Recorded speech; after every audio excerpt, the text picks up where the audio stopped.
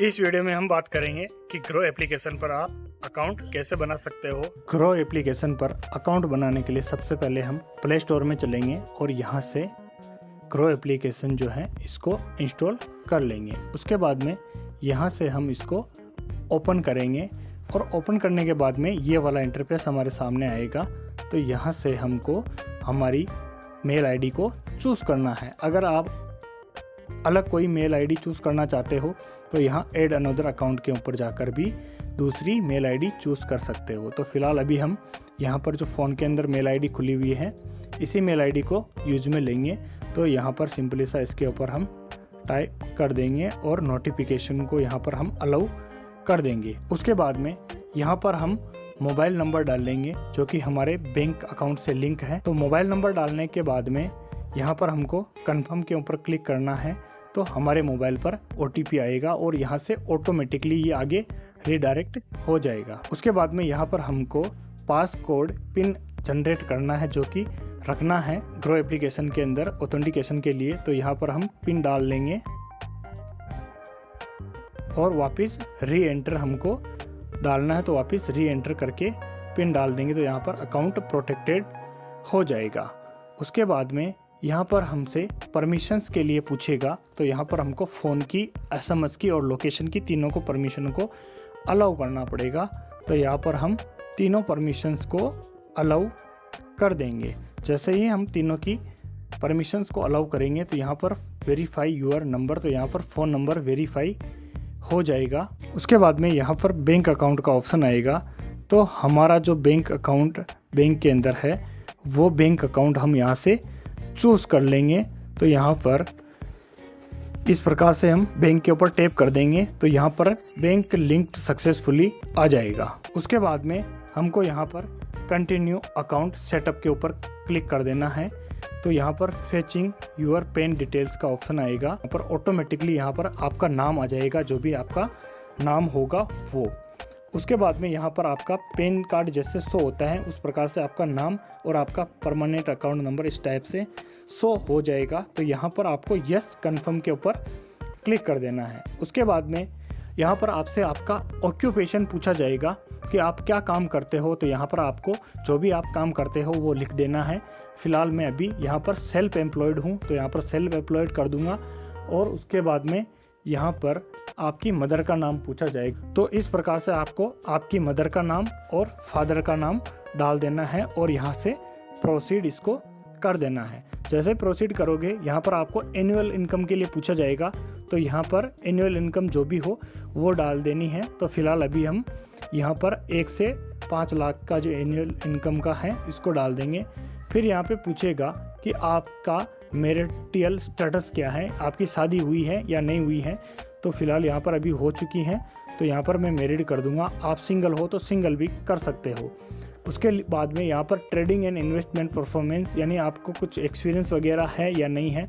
तो यहाँ पर मैं अभी फ़िलहाल नो कर दूंगा क्योंकि मेरे को कोई एक्सपीरियंस नहीं है।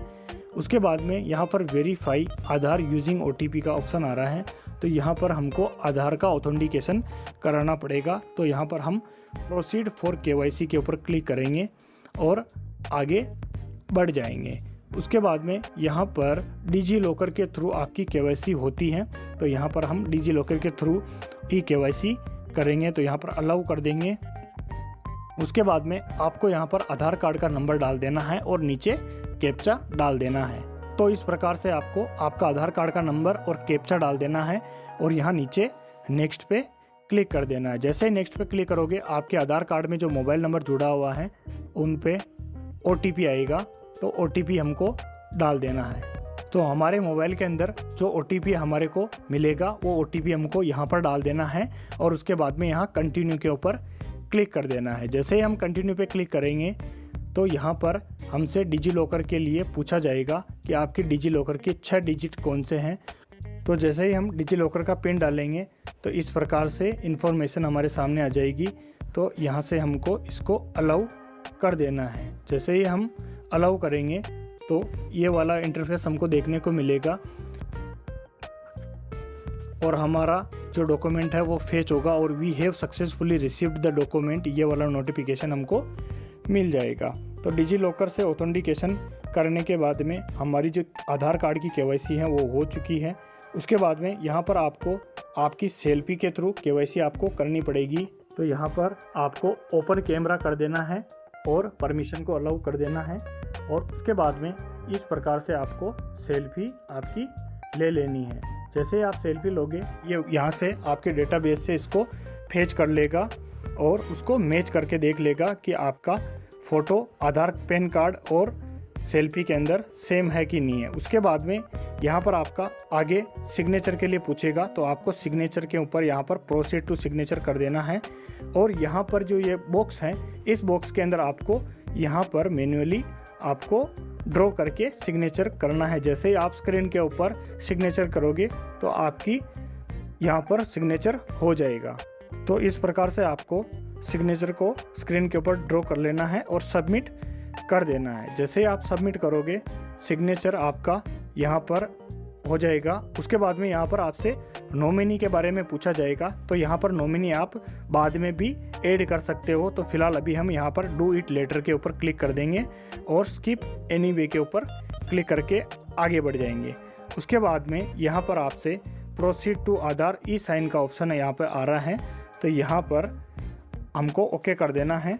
और जैसे ही हम ओके करेंगे तो यहाँ पर टर्म्स एंड कंडीशंस और आपका जो फॉर्म है वो फॉर्म यहाँ पर आ जाएगा। तो यहाँ पर आपको दोनों के ऊपर राइट करके प्रोसीड इसको कर देना है। तो आपका ये फॉर्म जो है वो फॉर्म आ जाएगा, फिर आपका फ़ोटो भी इसके अंदर आ जाएगा और नीचे ही नीचे आपका सिग्नेचर भी आ जाएगा। तो यहाँ पर आपको साइन नाउ का जो ऑप्शन है इसके ऊपर आपको क्लिक करना है। इसका मतलब ये है कि आप यहाँ पर ये जो फॉर्म है ये फॉर्म आपने पूरा पढ़ लिया है और आपको अब यहाँ पर साइन करना है। जैसे कि आप अदर डॉक्यूमेंट को पढ़ के उसके बाद में नीचे साइन करते हो, तो वैसे ही आपको यहाँ पर साइन करना है।